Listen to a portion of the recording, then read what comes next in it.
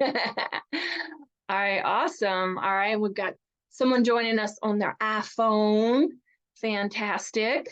All right, I know you might not be able to chat, so we'll see what we can do. So let's see. Let me go back to my, so I'm screen sharing here. You'll see me. I want to welcome everyone to our How to Find Inner Peace in the Aftermath of Divorce so you feel confident AF, even if you're anxious to trust again or you have a high conflict ex. It is so possible to feel at peace no matter what your situation is. I'm Terry. I'm a divorce healing strategist. I've spoke about this all over. I'm an author of two women's empowerment books. So I'm glad to have you here today. So let's set our intention. So my unhealed childhood abandonment wounds and my trauma really contributed to my unhealthy relationship patterns, but I didn't really recognize that and how severe they were until my divorce. So it was during my divorce, and I'll talk a little bit more about this, that I really began the journey to healing. So my intention today is to give you the keys on how to heal from toxic relationships, unresolved childhood trauma, unresolved abandonment wounds that are contributing to some dysfunctional, unhealthy relationship patterns so that you can go forward and create amazing new relationships in your new chapter.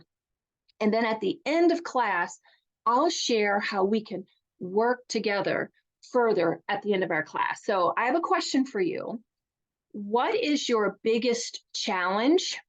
And on a scale of 1 to 10, how big of an issue is it for you? So like, is it loneliness? Is it trusting again? Is it repeating toxic relationship patterns while dating? So give me your biggest challenge right now. Maybe it's a high conflict divorce or high conflict ex. And how big of an issue? A 1 being like, meh, not really a big deal.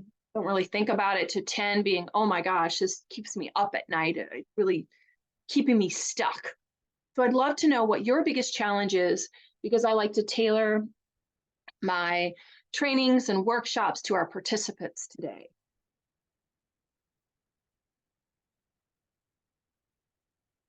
So if you want to put that in the chat box, I'm going to just look at it. Trust. Yeah, trust is a big one, right? And I just was talking with someone, a colleague of mine, and they were talking about how much they love that I just did a video on why you should not trust yourself. You definitely should not. Trust is a big one. We have to develop that trust. We have to create that trust. And I'm going to talk about how to do that today. So on a scale of 1 to 10, is it like a 1? Is it an 8? Is it a 9, 10? Like, where is it in terms of like how it's keeping you stuck?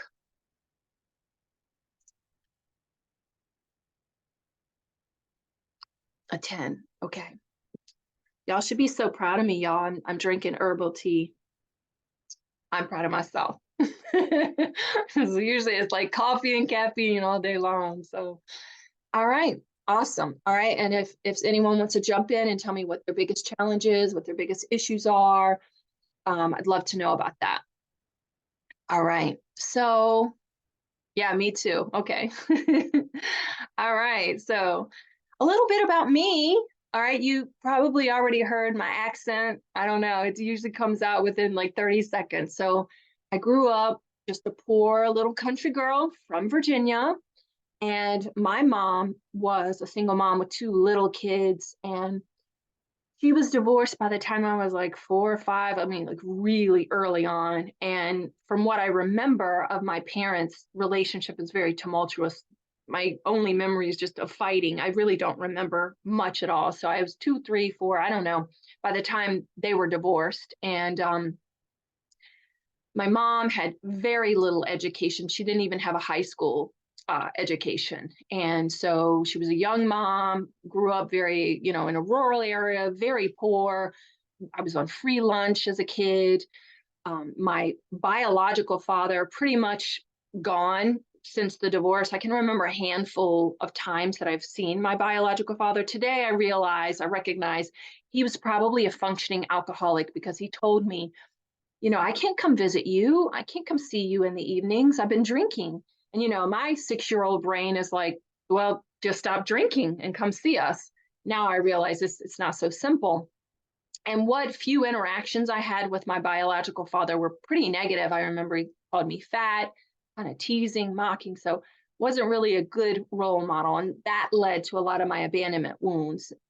And so grew up with a lot of trauma. I was sexually abused when I was 6, 7 years old by a family member, a lot of shame, a lot of negativity. And when I got older and got married, you know, I had a great husband, actually, good guys, but I had a lot of unhealed trauma and I brought that into my relationships. I was needy, I was controlling, I was on the outward high functioning, high achieving.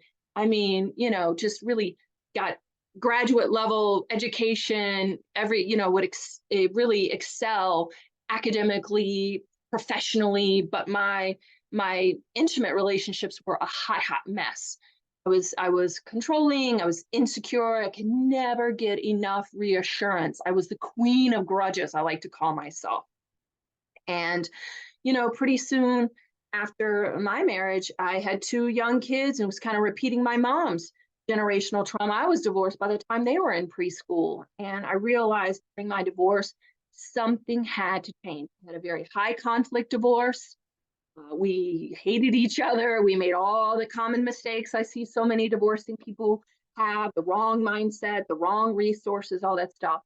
But the good news is it was the start of my healing journey. And I recognized I needed to develop some kind of healing tools, healing strategies so that I could have healthy relationships and move forward in this new chapter, because the common denominator in my relationships was me, right? And so I, utilized a lot of different modalities, a lot of different trainings, and recognized that, in order to heal from this divorce, I had to heal the underlying abandonment wounds and traumas that were keeping me stuck in these dysfunctional relationship patterns. And now, cut to, years later, I've co-authored 2 women's empowerment books. So if you want some more information on getting your hands on those, just let me know after the workshop. I've traveled the country speaking at events. I've spoken internationally on podcasts and speaking engagements virtually all over the world, talking about how to heal, how divorce impacts people, the statistics around divorce, those types of things. I've met some of my favorite gurus and authors. I mean, just professionally, this just is a dream come true, being able to teach people what I know. But what I'm most proud of is how I've been able to put my personal life back together. Like I said, my divorce was hell. You know, got the divorce sucks t-shirt, been there, done that, right? And the thing is, with a few mindset shifts and a few communication tweaks, you can have a great co-parenting relationship. And my ex and I hang out together. His wife is one of my best friends. We take classes together, we do everything together. And I don't think that I'm different from a lot of people, from a lot of divorced people. I just know a few things that some people need to learn. I really do think so. I'm remarried to an amazing, loving, generous, kind man who also happens to be a New York Italian. So the kids get to make fun of both of our accents, go figure. And we've expanded our family. And little Maddie, my and Pete's little girl, who I had in this marriage, she calls Ben and Dee her stepmom and stepdad, because like we're just one big family unit. We just co-parent together. And again, I think it's because I've done a lot of work. I've showed up differently. I don't react. I'm not triggered. And it helps keep that co-parenting relationship moving. So I don't really think I'm any different than anyone else. But the key is knowing that the real reason you're feeling stuck and you're not finding high quality partners, you're being triggered, you don't have those relationships you want, you don't trust yourself, it's because you've got unresolved abandonment issues that are impairing your ability to feel confident. They're impairing your self-confidence. It's impacting your dating life, your intimate relationships, and ultimately your peace. And I even argue professionally, because when you know your worth, especially women, right? We don't own our value. We don't own our worth. We don't ask for those raises. We don't ask for our value. I mean, when you start stepping into that power, your whole life changes. Trust me on this one. So this is where I get into a little bit of my story a little bit more. So talk about the three keys today about finding inner peace. So if you are chronically lonely and you feel deep, deep sadness, you're just not sure why, right? You just feel when you're in those moments alone, you just don't feel good and you feel lonely. The thing is, chronic loneliness is not about being around other people. It's really about a disconnection from yourself. So those triggers, those judgments, those negative emotions are really indicators of where you need to heal. And if you understand that a negative emotion is here to teach you something about yourself and it serves a purpose in your healing, you can come further faster. You can really heal much, much faster. And for me, my loneliness was the start of my journey. Like I said, my divorce was hell. I became homeless. At one point, I was staying with a friend of a friend of a friend. I, went lost all my money. I mean, every mistake I made. And so as I was sitting in the basement of this woman's house at the time, who'd taken me in kindly, watching sad ass documentaries. Like, that's my thing. I like to watch sad documentaries. The more morbid, the better. Just crying myself to sleep every night, holding my babies, just crying night after night. The pull to go out and date, the pull to go out and meet men was so strong. I desperately wanted to go out to clubs or, go on those dating apps and get that attention and have a man tell me, you're pretty, you're smart, you're funny, all those things that I like just long to hear. But for me, that was a turning point for me when I was sitting in that basement, because I thought to myself, you know what? You were lonely in your marriage and you're lonely now. Like, something's going on. You've got to deal with this. And at the time, again, I didn't realize this at the time.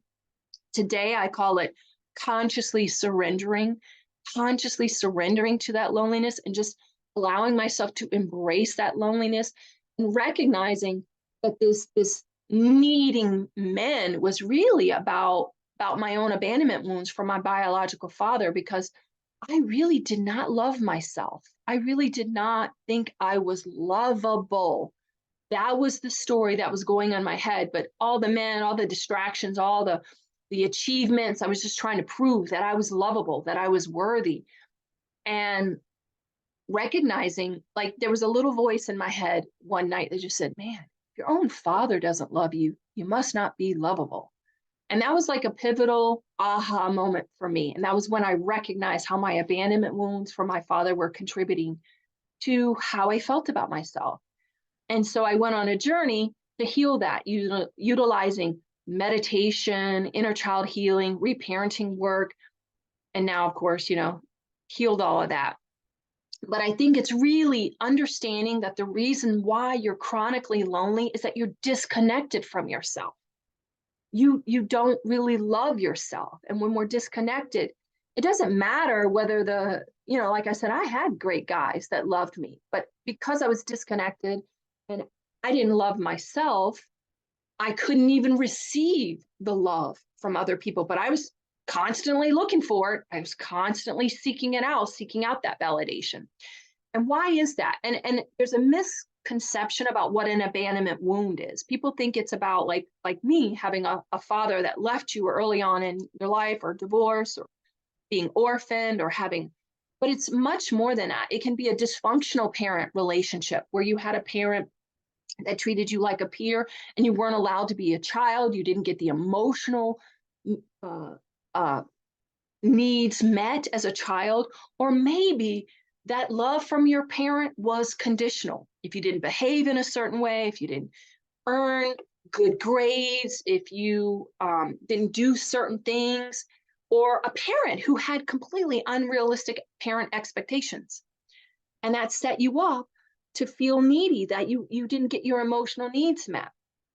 And so it leaves you with an underlying feeling of unworthiness, unlovability. That's really the fundamental feeling of loneliness. So you became disconnected from yourself because you didn't get that love from your parents. And listen, I'm not blaming our parents, because I know our parents do the best that they can. I know my mom did the best that she could, But our parents had their own generational trauma. They had their own hangups. They had their own, um, they didn't get their emotional needs met and they do the best that they can. So it's not a blame game. I'm not blaming anyone.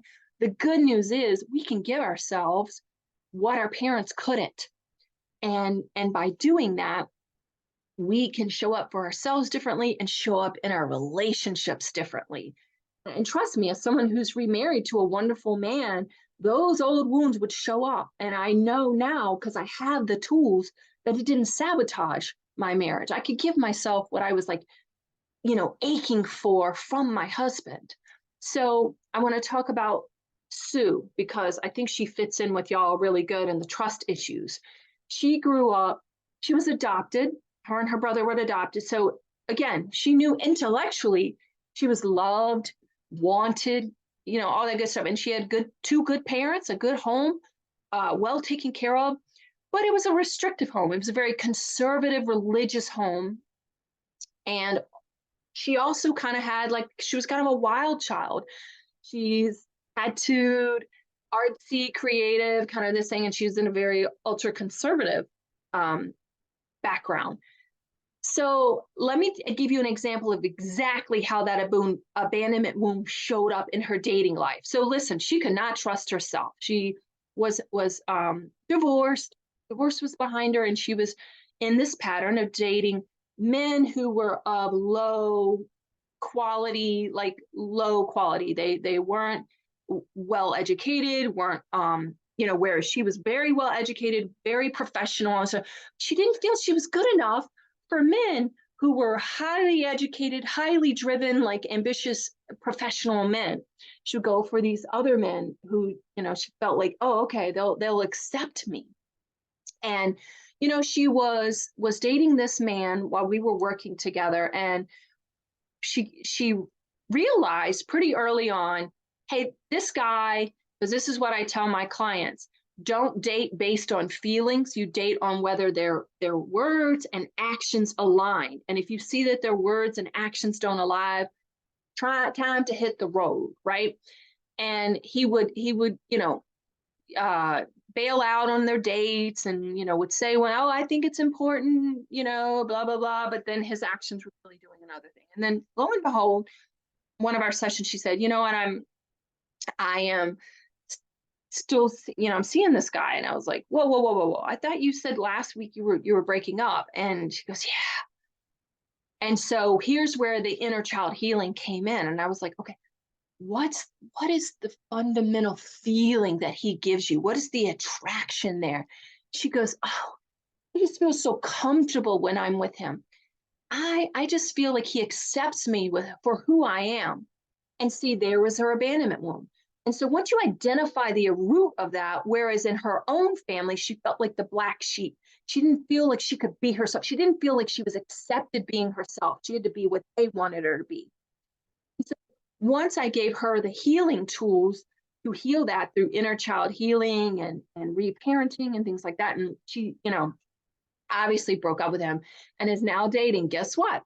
Highly educated, professional gentleman who's of her caliber of what she wants in a relationship. But she would have continued that pattern until she healed herself. So let's talk about struggling with boundaries and why you shouldn't trust yourself. One of the biggest myths that I have to dispel about people is, put up boundaries, put up boundaries. And actually, I'm going to be one of the few people that's going to tell you, nope, don't put up boundaries. Don't do that. Because boundaries are useless until you have the self-worth behind it to really follow through on those boundaries. So if you're struggling with boundaries, let me get a amen, heck yeah, hell yeah, I'm in, I get this. So if you struggle with boundaries, let me know in the chat box. You constantly feel anxious, you feel like you're a failure, you feel like everything's your fault, you feel like you're not good enough, or you have to say yes to everyone, you feel like you can't say no to anyone, that if they don't like you, God forbid someone not like you, right? That's really bad. But here's the thing, y'all. When you don't have healthy boundaries and you're a people pleaser, you also become very passive aggressive. You become full of resentment and anger. And the thing is, when you get into toxic relationships, you become susceptible to toxic people who then take advantage of you, and you settle for less personally, professionally. And guess what? That takes a toll on you.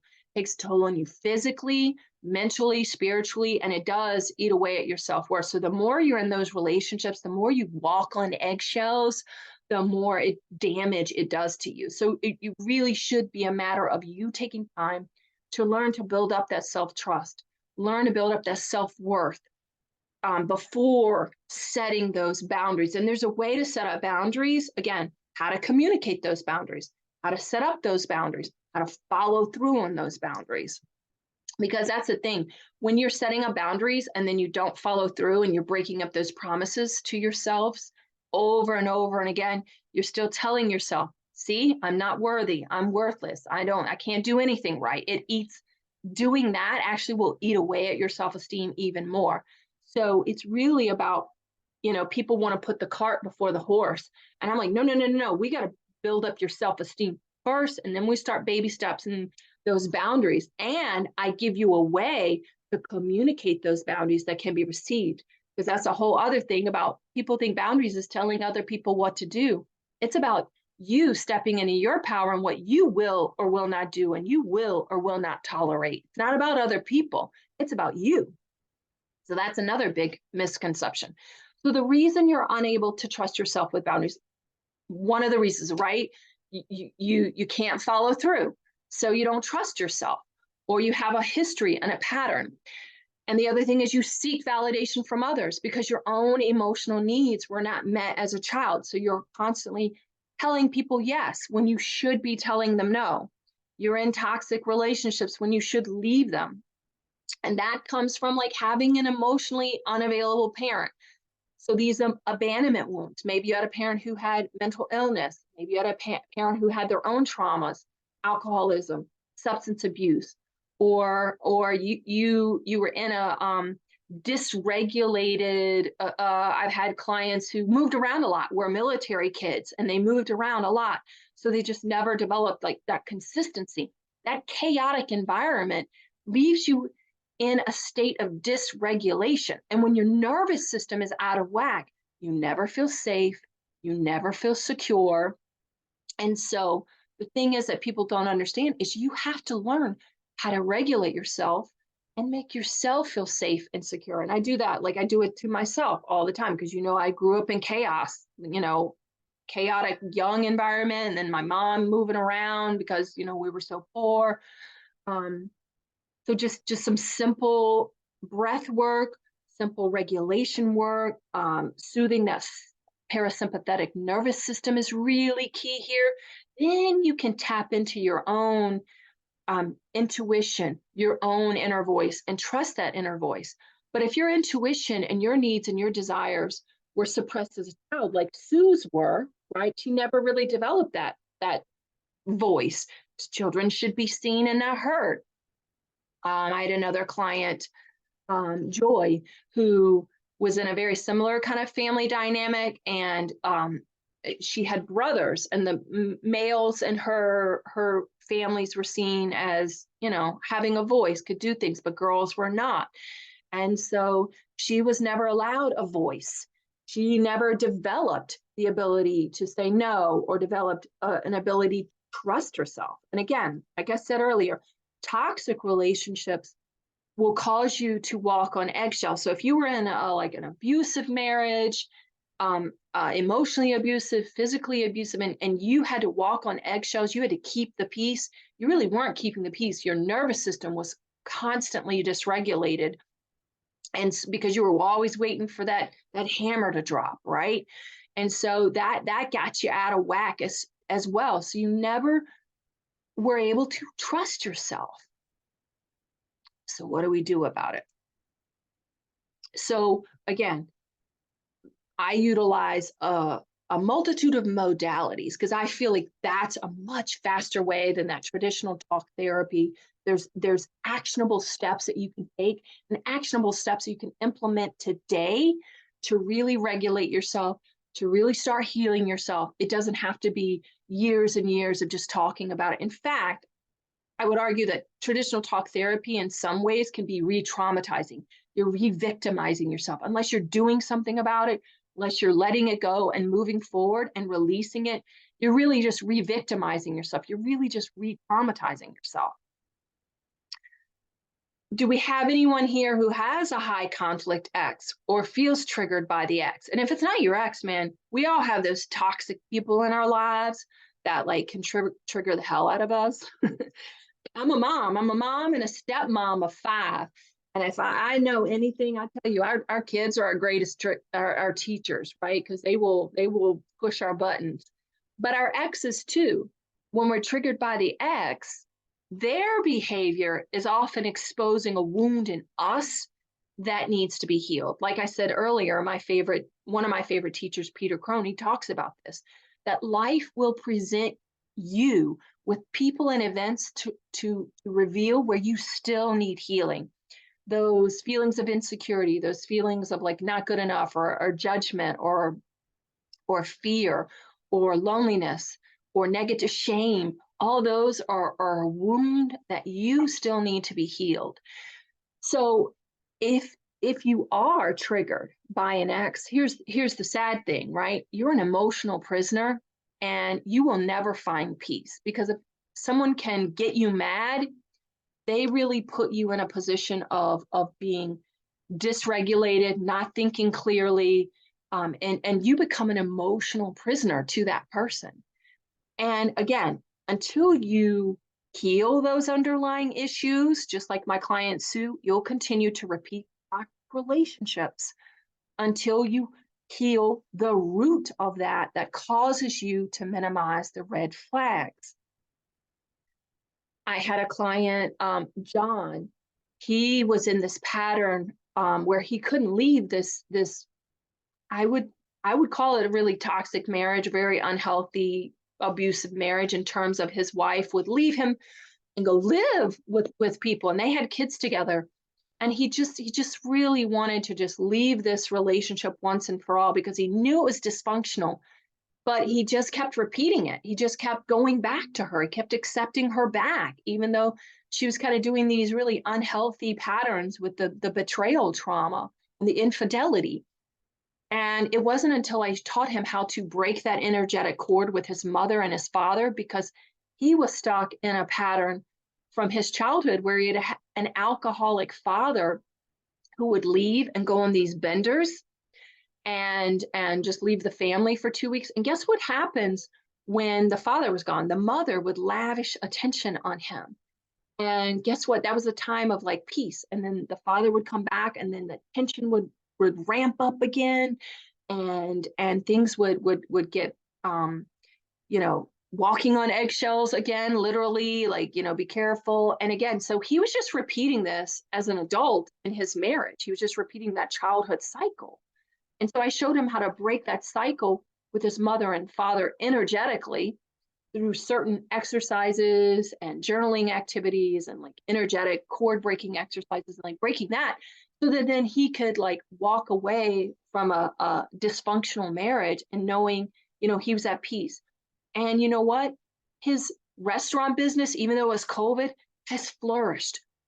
He's a single dad to 4 great kids, really focusing on them, giving them like a really, healthy, stable home life now instead of the chaos that they were in. And again, it's if he can do it, like I really believe we can do it, but we have to focus on us. So why are you triggered? You have to identify the root of that trigger, like I did with Sue, like I did with, like, I'm going to talk about Linda coming up. And once you identify the root of it and how it's shaping your perception of what love is and what it is that you're really trying to fill that void. John was trying to fill that void, getting that love from his wife, getting that attention, seeking this sense of security, whereas Sue was seeking acceptance. It's different for every client. It's that's why I call what I do, like I call it like writing a prescription. When you work with me, you're going to walk away every week with a prescription of something to do, an applicable tool to what to do. And the good news is you take responsibility when you take back control. You have to take back control. It's not about what the other person is doing to you. It's really about how you are reacting to it. And once you heal the underlying root of it, utilizing inner child healing work, conscious intentional tools, reparenting, parasympathetic nervous system regulation, all these like modalities, then you can show up differently. And the thing is, once you regulate yourself and you start showing up differently, confidently, you love yourself, you will stop minimizing the red flags because that's what's going on. You shouldn't trust yourself because, like Sue, you're minimizing those red flags. She saw the red flag, right? She saw that red flag in the dude, but that pull to be accepted was so strong. We will rationalize and we'll justify, well, he's so cute, man. Oh man, he makes me feel so good. Yeah, okay, he broke up again, but all right, he took me. You start rationalizing it, and you shouldn't, right? When people show you who they are, believe them.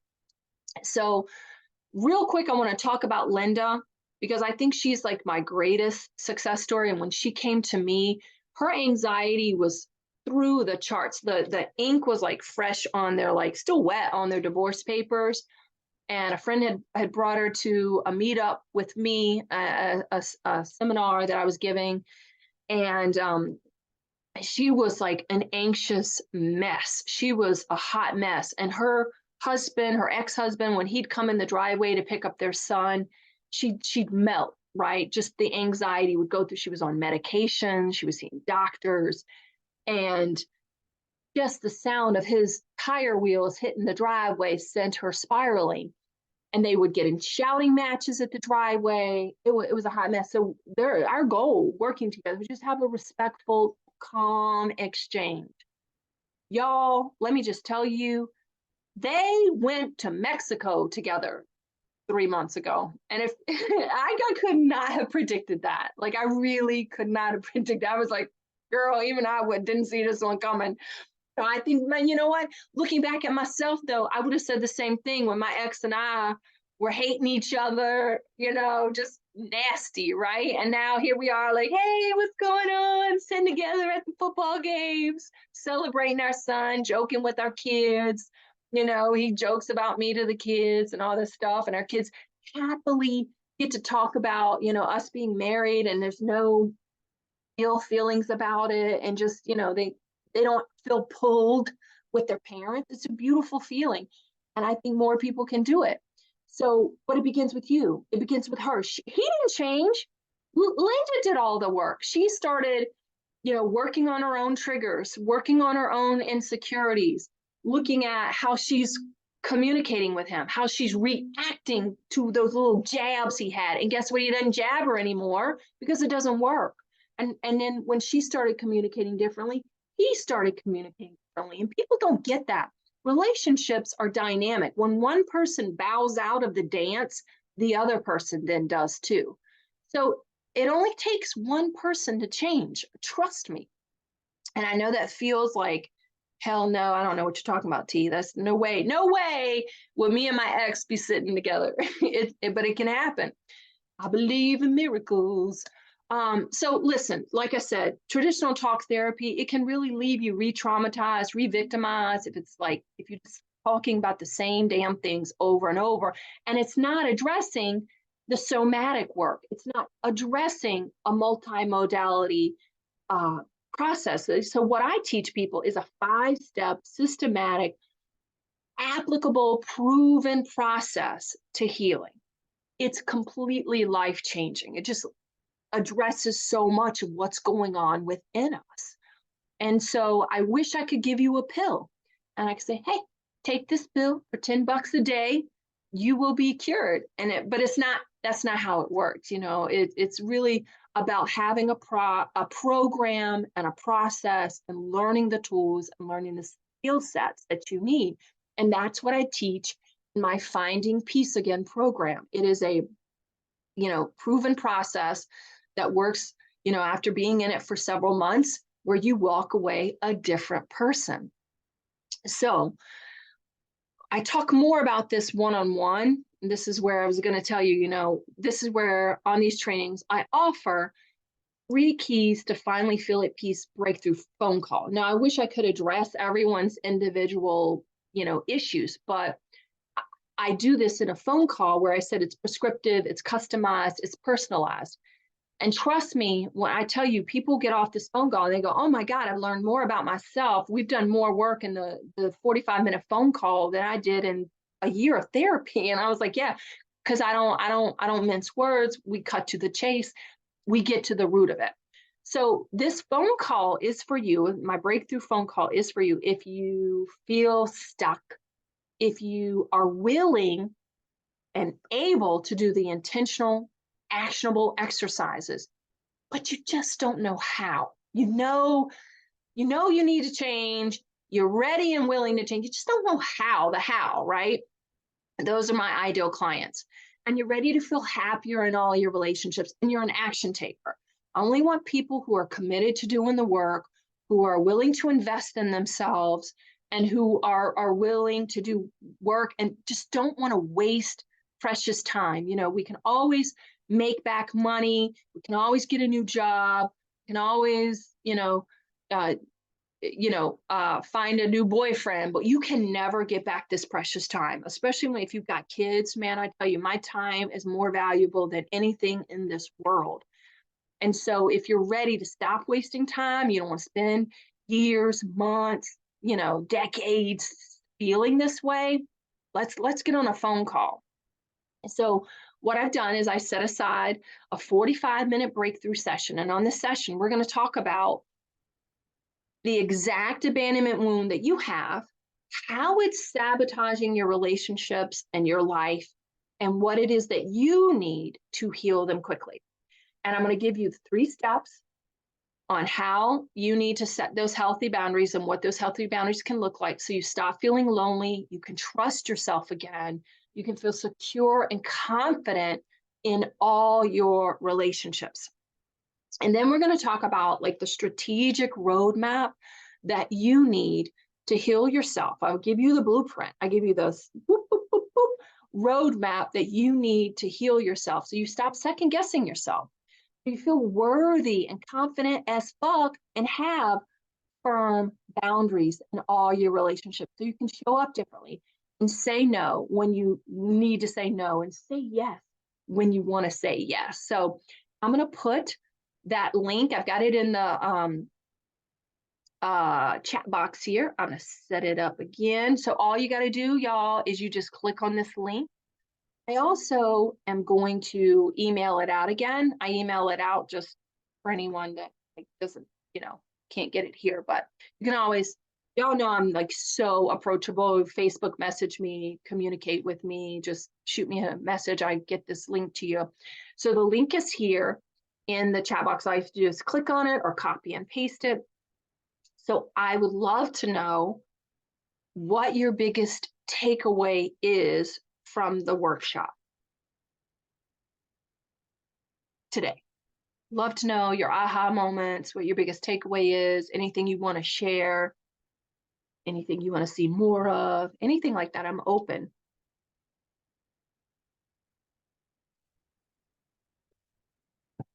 And thanks for attending today. It means a lot to me that you took time out of your busy schedule to spend some time with me. I love it. So if anyone's open to sharing in the chat box, and I'm going to stop the recording too, by the way. I will